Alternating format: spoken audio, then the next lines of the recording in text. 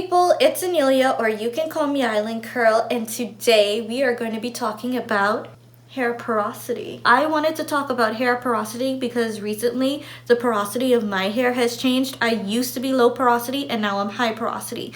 I touched a little bit on this like in a previous video, and I do have a video on my channel that talks about the different types of porosities, characteristics, what you can do, what products you can use, like tests, all of that stuff. But I'm not too proud of those videos, not because I didn't explain it properly, but just because it was one of my earlier videos. But I've come a long way when it comes to making videos, and I think that it's time I redo those videos or update it. So that's what this is going to be. Today we're going to be talking about porosity. Let's start by first defining what is hair porosity. Porosity is how your hair absorbs moisture, basically. You have three types. You have low porosity, medium porosity, and high porosity. We're gonna start with low porosity. Like I said, I used to be low porosity. Basically, with low porosity hair, the cuticles of the hair are so tightly shut that moisture is hard to get in. It's hard to get low porosity hair moisturized. However, when the hair is moisturized, when that moisture does get in there, then because the cuticle is so tightly shut, that moisture is like trapped in there. The difficult part about low porosity hair is actually getting the hair moisturized. Once you get the hair moisturized, you're good to go. Characteristics of low porosity hair. I know this way too well. Low porosity hair, it takes a longer time to dry. So that's like 72 hours plus shipping and handling. That's how long the dry time takes. It takes forever to dry. Another characteristic of low porosity hair is your hair finds it hard to absorb products, especially heavy products. So you're gonna get a lot of product buildup, a lot of flakes. Like it's crazy. Another characteristic of low porosity hair is when you stand in the shower and you see the water beating up on your hair, you're low porosity. Now that we know the characteristics of low porosity hair, let's look at some products that are good for low porosity hair. Low porosity hair thrives off of lightweight products. When you have heavier products, it's harder for the hair to absorb it. Instead of leave-in conditioners, you want to use, say, hair milks, for instance. One of my favorite hair milks is Camille Rose Curl Love Moisture Milk. One of my other favorites is the Mielle Organics White Peony. Correction, guys, I meant to say I like the Mielle Organics Avocado Moisturizing Milk, not the White Peony. Okay, back to the video. I hope I'm pronouncing it right. Those two are like my top two favorite hair milks that I've tried thus far. You can use butters if your hair agrees with it. See, this is the tricky thing about natural hair. Like, we could have all these rules and be like, oh, if you're low porosity, you need to stay away from heavy butters, but then somebody who has low porosity hair, their hair may still love something heavy, like a heavy, rich butter, especially if you're type 4. I mean, it's difficult. Sometimes you have to play around, but so just as a guide to go by, that's what these products that I'm listing, that's what they're all about. Like, it's not like set in stone. It's just suggested, it's recommended. It's just better to use lighter weight products, and hair milks are generally lightweight in comparison to, say, leave-in conditioners. I read or heard somewhere before, I can't remember where, and I can't say if it's fact or not, but I remember somebody saying a lot of leave-in conditioners contain protein. The reason I'm bringing this up is because when you're low porosity, you kind of have to stay away from protein. And let me just put this out there. When I say stay away from protein, I don't mean cut protein out of your hair regimen completely. Our hair is made up of protein, so we gonna need protein to like build it back up. It's just when you're low porosity, you want to stay away from using protein often. Like, don't make any protein product a part of your weekly regimen. You may be one of those low porosity girls or guys who need to alternate between using products that contain protein once every other week, or once a month, or once every 2-3 months. You just have to play around with it. But when you're low porosity, just as a general guide, you don't want to use protein every single week. We don't, I'm saying we, I'm no longer low porosity, but as somebody with low porosity hair, you're gonna need more moisture-rich products rather than protein-rich products. And like I said, just making sure you heard me the first time, you still need protein eventually. Like, just don't make it a every week type of thing. As far as butters and creams, you're just gonna have to figure that out. Like mine, when I was low porosity, my hair hated leave-in conditioners, but it loved shea butter. The butters and the creams, it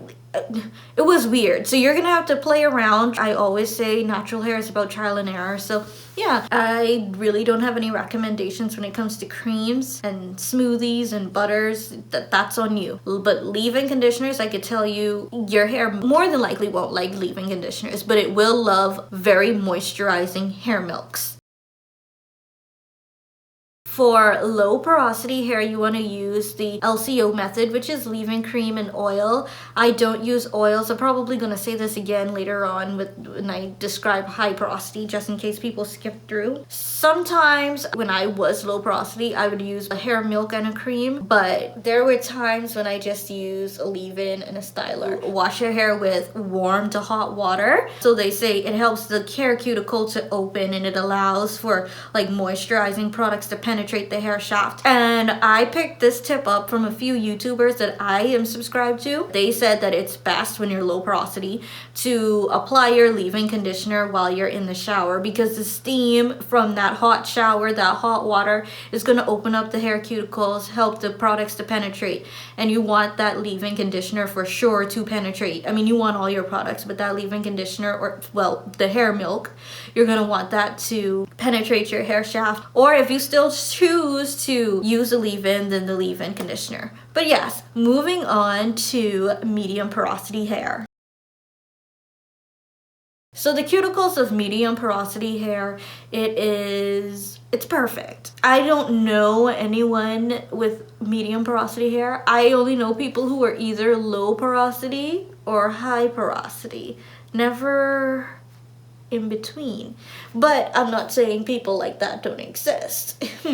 The cuticles are opened enough where moisture is easily let in, but it's tight enough that it doesn't easily escape. And like I said, that means that this person's hair is perfect.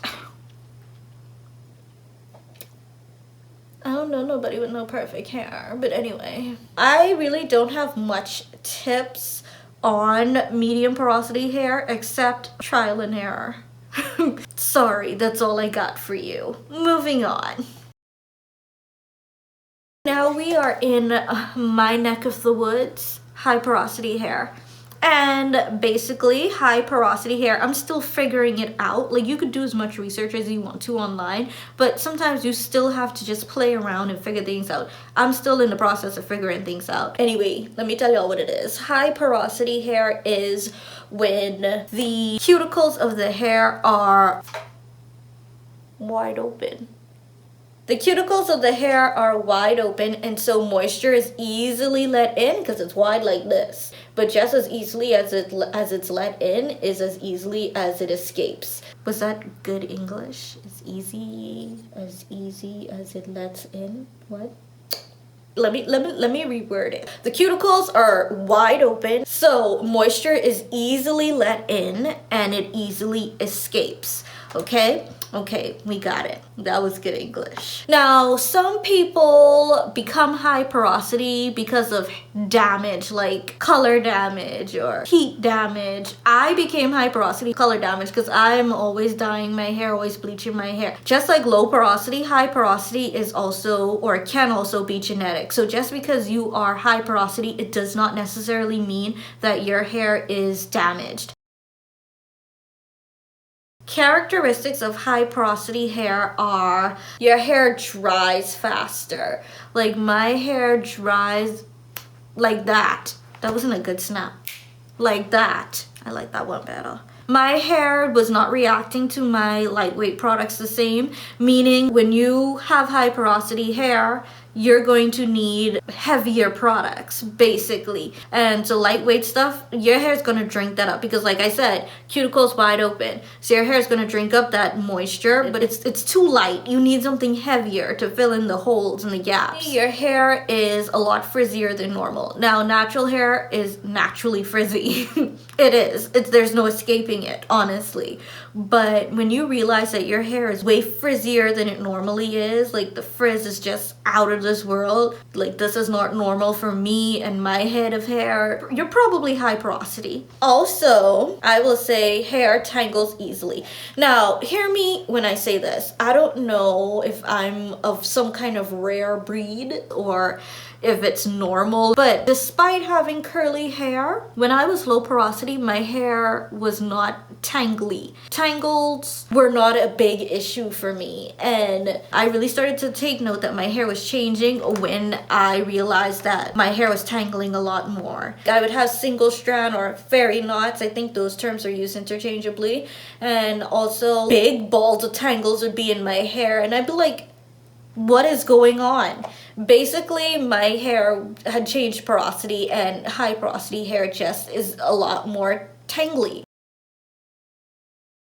If you do have high porosity hair, what I would suggest or recommend is adding more protein. So it's like the opposite of low porosity. With low porosity, you want to skim back on the protein, add more moisture. With high porosity hair, you want to add more protein. Never skimp on moisture. So have like a great moisture protein balance. I mean, in both situations, you want to have a good balance between the two. You guys get what I'm saying. With high porosity hair, you need more protein. Protein helps to build up our hair, repair that damage, because like I said, a lot of the times you get high porosity hair from some kind of damage. For high porosity hair, they say that you should, when you're washing your hair, rinse with cold water.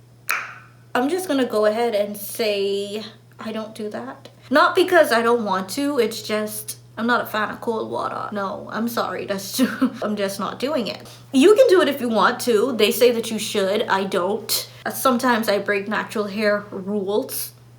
I don't care. If you do care and you do want to follow that rule, more power to you. You also want to use the LOC method. The LOC method is leave-in, oil, and cream. So when you're moisturizing your hair, you're going to use your leave-in, you're going to use your favorite oil, and then you're going to use your cream or butter. That would be the best way, they say, to moisturize high porosity hair. For me, I don't necessarily do that. Firstly, I don't use oils anymore. I mean, I do sometimes. Like, I'll put it in a deep conditioner or mix it with a leave-in conditioner and I'll put it on my scalp. That's how I use oils, but I don't do the LCO method. I usually just add a leave-in and then a styler, and then there are times that I'll use leave-in conditioner, cream / butter, and then a styler.